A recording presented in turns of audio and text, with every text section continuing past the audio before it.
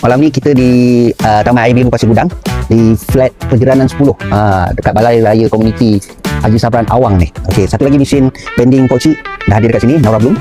So kita dengan pengusaha kita, Cik Mirul. Cik Mirul mai sini, jangan malu-malu. Okey, Cik Mirul, kita punya pengusaha yang terbaru lah kan untuk sabun Nora Bloom ni. So Cik Mirul, so Nora apa namanya ke? Baru lagi. Dia masih excited sekarang ni kan. So baru pun dah ramai semalam dengar launching. Ada. Wah, launching semalam ramai juga. Berapa ramai semalam? Ramai 50 juga. 50 orang. Alhamdulillah. Ni tadi pun kita sampai sini baru ada tengok orang test sabun semua kan. Alhamdulillah. Macam mana dengan mesin? Maksudnya alhamdulillah okey. Mesin okey. Sistem semua okey. Okey, cantik kan. Okey, dengan kita punya sistem, dengan kita punya body, so far apa yang Cik Mirul nampak? Nampak solid lah juga dia punya ni. Jadi puas hati juga dengan dia punya safety dia pun kat situ kita tengok okey.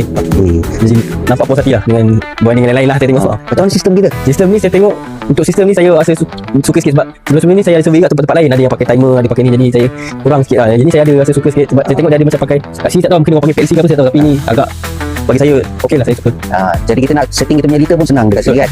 Kalau lari pun kita adjust dengan dia punya number liter tu kan. Betul. Okey. So Cik Mirul dia baru cebur dalam bidang jualan sabun ni kat sini kan.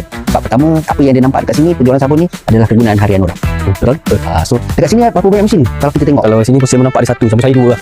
Jadi ada dua di Taman Air Biru ni. So alhamdulillah di Pasir Gudang ni sebenarnya penduduk dia padat. Ramai penduduk. Warga asing ada, warga ni pun ada kan. So alhamdulillah. So insya-Allah Cik Mirul. So daripada segi kita punya sabun macam mana Cik Mirul? Alhamdulillah saya suka sabun dia. Banding yang lain sebab saya baru saya suka. Ramai juga yang bagi feedback. Malam ada yang datang kan bagi feedback. Sabun ada suka memang wangian. Kita doakan semoga Cik Mirul dengan perniagaan ni berkembang. Harap-harap kita buka satu mesin akan datang Cik Mirul conquer terus Taman Air Biru ni dengan Cik Mirul punya mesin kat sini kan. Dengan produk Nora Bloom. Ada mereka yang berminat untuk berniaga dengan vending mesin sabun ni, dengan produk Nora Bloom ni, boleh hubungi Poci. Dan pada orang-orang di Taman Air Biru yang nak dapatkan sabun ni, sabun Nora Bloom ni, so boleh datang ke mesin Cik Mirul ni dekat Balai Raya Komuniti ni. So senang je dapat Balai Raya Komuniti Haji Sabran Awang ni, kat sinilah mesin Cik Mirul. So kita jumpa lagi, akan datang ke mesin-mesin tempat yang lain, insya-Allah. Assalamualaikum.